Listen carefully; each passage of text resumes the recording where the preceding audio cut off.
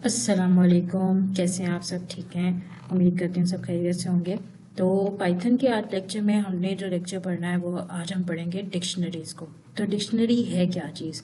Dictionary हमारे पास एक data type है पाइथन में, जिसमें हम मल्टीपल डाटा को स्टोर कर सकते हैं। ठीक है, तो हम इसको कुछ इस तरह से डिफाइन करते हैं। Dictionaries are ordered collection of unique values stored in key value pair। इसमें हम डाटा को एक की और वैल्यू के पेयर में स्टोर करते हैं।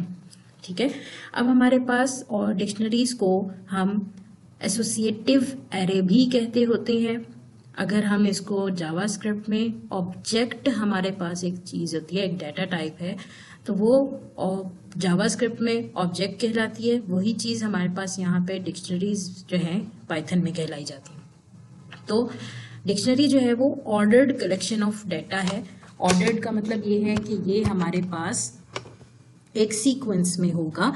ठीक है, और इसके अंदर हम heterogeneous type of data store कर सकते हैं, लेकिन यहाँ पे डुप्लीकेशन अलाउ नहीं होती। ठीक है, ये जो है हमारे पास यूनिक वैल्यूज होती हैं। ठीक है, अब पाइथन में 3.7 वर्जन से ऑनवर्ड डिक्शनरीज को ऑर्डर्ड कंसीडर किया जाता है। 3.6 से नीचे की जितने भी हमारे पास वर्जन हैं पाइथन के, उनमें डिक्शनरीज जो है वो अनऑर्डर्ड थी। डिक्शनरी को हम इस तरह से समझ सकते हैं, जैसे हम अपने मोबाइल में कोई कॉन्टेक्ट सेव करते हैं तो हम उसके लिए सबसे पहले उसका नेम रखते हैं और उसके अगेंस्ट उसका हम नंबर स्टोर करते हैं, उसकी वैल्यू को स्टोर करते हैं। सेम यही चीज़ हमारे पास डिक्शनरी कहलाती है। इसमें हम एक की लिखेंगे और वो की किसी एक स्पेसिफिक वैल्यू से लिंक्ड होगी। ठीक है, अब यहाँ पे कीज जो है वो डिफरेंट कीज में सेम वैल्यूज जरूर हो सकती हैं, लेकिन कीज जो है वो सेम नहीं हो सकती। हमने ऊपर भी पढ़ा कि डिक्शनरीज जो है वो यूनिक वैल्यूज को स्टोर करती हैं। यूनिक वैल्यूज को स्टोर करती हैं, इट मींस कि उनके अगेंस्ट जो कीज हैं वो यूनिक होती हैं, वैल्यू अलबत्ता सेम हो सकती है। ठीक है, अब इस चीज को हम थोड़ा प्रैक्टिकली चेक कर लेते हैं। यहाँ देखें, अब सबसे पहले आता है कि हमने डिक्शनरी बनाते किसने। तो डिक्शनरी बनाने के लिए आप कोई भी वेरिएबल लें और उसके बाद आपने उसको इस तरह से स्टोर कर लेना है। ठीक है, इसको मैं कमेंट कर देती हूँ। ये हमारे पास डिक्शनरी लिखने का सिंटेक्स है पड़ा, जिसमें हम सबसे पहले डिक्शनरी लिखेंगे या जो भी वेरिएबल का नाम आपने रखना है वो इक्वल लगा के इस तरह से पेयर के अंदर आप डाटा स्टोर करते जाएंगे। ठीक है, अब एग्जाम्पल के तौर पे मैं एक पर्सन वेरिएबल बनाऊंगी। ठीक है, और इसके अंदर इस पर्सन से रिलेटेड डाटा एक की वैल्यू पेयर में स्टोर करूंगी। फॉर एग्जाम्पल, पर्सन का मैंने फर्स्ट नेम एंटर करना है। ठीक है, फर्स्ट नेम में आप कुछ भी दे सकते हैं। लेट्स से मैंने अली लिख दिया, कॉमा लगाएंगे। उसकी एज आपने स्टोर करनी है तो आपने एज लिखा, कॉर्नर लगा के उसकी एज दे दी। अगेन आपने जो है यहाँ पे उसका जेंडर लिखना है, तो ये हमने जेंडर लिख दिया। ठीक है, कॉर्नर लगाया और यहाँ पे हमने उसकी वैल्यू लिख दी। ठीक है, ऐसे ही आपने जितनी भी वैल्यूज देनी हो, कीज देनी हो, वो आप यहाँ पे लिख सकते हैं। ये की जो है वो आपकी यूनिक होनी चाहिए, वैल्यू आपकी रिपीट हो सकती है। लेट्स से अगर मैं यहाँ पे लास्ट नेम ऐड करना चाहूँ, ठीक है, तो लास्ट नेम में मैं अगर यहाँ पे अली अगेन लिख दूंगी तो वो एक्सेप्ट हो जाएगा, कोई इतना बड़ा मसला नहीं होगा। लेकिन अगर मैं यहाँ पे अगेन एफ नेम लेती हूँ सेम की और उसकी वैल्यू मैं चेंज कर देती हूँ, तो यहाँ पे ये प्रॉब्लम क्रिएट होगी। ठीक है, क्या प्रॉब्लम होगी इसको देख लेते हैं। आपने प्रिंट करवाना है पर्सन को, तो यहाँ देखें ये हमारे पास कुछ आउटपुट आएगी इसकी। फर्स्ट नेम ये बशीर लिखा हुआ है, ठीक है। लास्ट नेम अली लिखा हुआ है, ठीक है।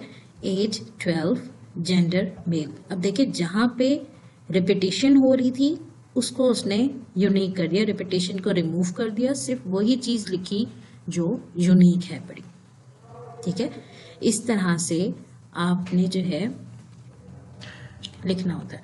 अब देखें यहाँ पे अगर हम ये, अब यहाँ फर्स्ट नेम को भी मैं अगेन अली लिख देती हूँ, ठीक है। तो अब ये हमारे पास कुछ ये आउटपुट आएगी। देखिए फर्स्ट नेम लास्ट नेम, अब 2 दफा फर्स्ट नेम अलग मैंने दिया है, लेकिन यहाँ पे उसने रिपीटेशन को खत्म कर दिया और 1 दफा उस चीज को लिखा है, ठीक है। इस तरह से हमारे पास ये डिक्शनरी लिखी जाती है। अब देखें जब हम डिक्शनरी को प्रिंट कर रहे हैं तो वो हमारे पास डायरेक्टली पूरा का पूरा डिक्शनरी प्रिंट हो रहा है। अगर हमने स्पेसिफिक वैल्यू को एक्सेस करना है तो हम वो कैसे करेंगे। तो अब हम देखते हैं एक्सेसिंग डिक्शनरी। तो एक्सेस करने के हमारे पास 2 मेथड्स हैं। सबसे पहला तो हमारे पास ये है कि हम प्रिंट स्टेटमेंट में अपना सबसे पहले डिक्शनरी का नेम लिखें और उसके बाद उसके जो भी आपने इंडेक्स है, इंडेक्स में हमारे पास यहाँ पे की आ जाएगी, जो भी आप यहाँ पे की लिखेंगे, चाहे आप फर्स्ट नेम के लिखें या लास्ट नेम के लिखें, तो ये वो सिर्फ स्पेसिफिक वैल्यू प्रिंट कर देगा, ठीक है। इसी तरह आपके पास एक तरीका ये भी है, print person dot get, get का फंक्शन यूज कर लेंगे और उसके बाद आपने जो भी की है वो लिख देंगे। अब जैसे मैंने यहाँ पे जेंडर चलिए निकाल लेते हैं, तो हम लिखेंगे जेंडर, तो ये इस जेंडर के अगेंस्ट जो वैल्यू है ये वो प्रिंट कर देगा, ठीक है। ये चीज हमारे पास एक्सेस करने का तरीका है। हमने कहा कि ये हमारे पास ऑर्डर्ड कलेक्शन है और दूसरी बड़ी बात कि हमारे पास ये म्यूटेबल है। म्यूटेबल का मतलब यही है कि हम इसको रन टाइम पे वैल्यूज असाइन भी कर सकते हैं, अपडेट भी कर सकते हैं और डिलीट भी कर सकते हैं। तो अगर आपने कोई न्यू वैल्यू ऐड करनी है अपनी डिक्शनरी में तो कैसे करेंगे। तो add new value to dictionary. तो न्यू वैल्यू डिक्शनरी में ऐड करने के लिए आपने ये मेथड यूज करना है, ब्रैकेट मेथड। इसमें आपने जो भी की है वो आप लिखेंगे यहाँ पे, जैसे यहाँ पे मैं प्रोफेशन लिख रही हूँ और इक्वल लगा के आप उसकी वैल्यू लिख देंगे, ठीक है। इसके बाद जब आप प्रिंट करवाएंगे पर्सन को तो ये आपके पास आउटपुट में ये देखिए मजीद इसमें प्रोफेशन भी ऐड हो गया स्टूडेंट का। ये दोबारा से आपको चेक करा देती हूँ, ये देखिए, ठीक है। इसी तरह अगर आपने कोई एग्जिस्टिंग वैल्यू को अपडेट करना हो, चेंज करना हो, तो वो भी आप कर सकते हैं। मॉडिफाई करने के लिए आपने सेम यही मेथड यूज करना है जो इंसर्ट करने के लिए हम यूज कर रहे हैं। पर्सन, जैसे अब हम उसका फॉर एग्जांपल एज चेंज करना चाह रहे हैं तो हम लिख देंगे एज इज इक्वल टू 15। मैंने एज को अपडेट कर दिया, एज 15 कर दिया। तो अब मैं अगर इसे प्रिंट करूंगी तो आप देखेंगे कि ये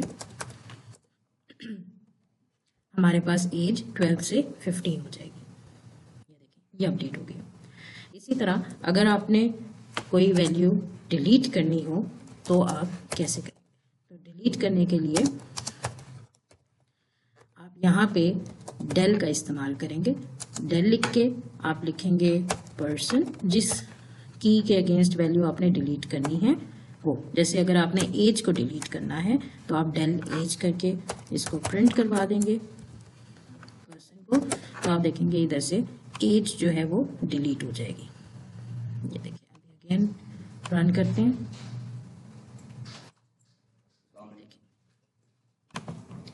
जी। तो अब नेक्स्ट हमारे पास है कि हम आइट्रेट कैसे करेंगे। Iterating over a loop, iterating over dictionary. तो डिक्शनरी पे आइट्रेट करने के लिए हमारे पास 2 से 3 तरीके हैं। सबसे पहला तो आपने कोई भी आइट्रेटिंग वेरिएबल बनाना है और उसको फॉर आई इन पर्सन और उसके बाद स्कोप डिफाइन करते हुए आप सिंपली प्रिंट करेंगे और यहाँ लिखेंगे पर्सन और उसके अंदर आपने आई लिख देना। तो ये आपके पास जितनी भी की वैल्यूज़ हैं वो वैल्यूज़ को प्रिंट कर देगा। ठीक है, अगर आपने सिर्फ और सिर्फ वैल्यूज़ को प्रिंट करवाना है, चेक करना है कि कितनी वैल्यूज़ हैं आपके डिक्शनरी के अंदर, तो वो काम आप कैसे करेंगे। वैल्यूज़ का फंक्शन हम यहाँ पे देखते हैं। तो आप सिंपल लिखेंगे प्रिंट, सबसे पहले अपनी डिक्शनरी का नेम डॉट वैल्यूज़। तो ये चीज़ आपकी सिर्फ और सिर्फ जितनी भी वैल्यूज़ हैं आपकी डिक्शनरी के अंदर, ये वो वैल्यूज़ को प्रिंट कर देंगे। ये देखें, ये वैल्यूज़ को प्रिंट कर दिया। इसी तरह आपने अगर यहाँ पे सिर्फ और सिर्फ प्रिंट पर्सन डॉट कीज़ लिखेंगे तो आपके पास सारी कीज़ आ जाएंगी। और अगर आप लिखेंगे पर्सन डॉट आइटम्स तो आपके पास ये पेयर आ जाएगा। ठीक है, पर्सन डॉट आइटम्स, तो ये आपके पास कुछ ये आउटपुट आएगी। देखिए, ये आइटम में इस तरह से पेयर्स आते हैं। तो अगर हम यहाँ पे लूप इस तरह चलाएं और आई इन पर्सन डॉट आइटम्स, तो हम पूरा एक पेयर जो है वो शो करवा सकते हैं। कैसे, आप प्रिंट में लिखते हैं। अच्छा, हमें यहाँ पे दो आइटरेटिंग वेरिएबल्स चाहिए, आई एंड जे, क्योंकि हमें दो चीज़ें हैं इसके अंदर, एक की है और दूसरी उसकी वैल्यू है। तो हम प्रिंट इसको फॉर्मेटेड स्ट्रिंग के साथ करवा सकते हैं। जैसे मैंने पहले आई में यानी जो आइटम है की है वो लिखेंगे, कॉलन लगाया और उसके अगेंस्ट जो वैल्यू रखी हुई है वो मेरे पास जे में आ रही। तो अब अगर मैं इसको प्रिंट करवाऊंगी तो ये मेरे पास, ये देखें, इस फॉर्मेट में आ जाएगा। ठीक है, इस तरह से हम अपने डिक्शनरीज पे काम कर सकते हैं। अगर आपने डिक्शनरी कुछ इस तरह से बनानी हो, जैसे मैं भी एक डी बना रही हूँ, ब्रेसेस, और इसमें मैं अगर फॉर एग्जांपल मार्क्स मैंने लिया, marks is equal, sorry marks मेरे पास ये की है तो मैंने ये की लिखी मार्क्स, और इसके अंदर वैल्यू अगर मैं किसी एक लिस्ट में स्टोर करवाना चाहूँ मल्टीपल वैल्यूज़, तो मैं यहाँ पे करवा सकती हूँ। स्क्वायर ब्रैकेट्स लगाएंगे और उसके अंदर हम वैल्यूज़ एंटर कर देंगे इस तरह से। तो ये चीज़ भी हम कर सकते होते हैं। ठीक है, तो अब अगर मैं इसको प्रिंट करवाना चाहूँ, ये मेरे पास आउटपुट में सिर्फ मार्क्स को प्रिंट कर देंगे। ये देखिए, ये लिस्ट की सूरत में भी हम डाटा दे सकते हैं। तो ये थी हमारे पास डिक्शनरीज। आई होप कि आपको समझ आ गई होगी। कोई प्रॉब्लम हो तो आप कमेंट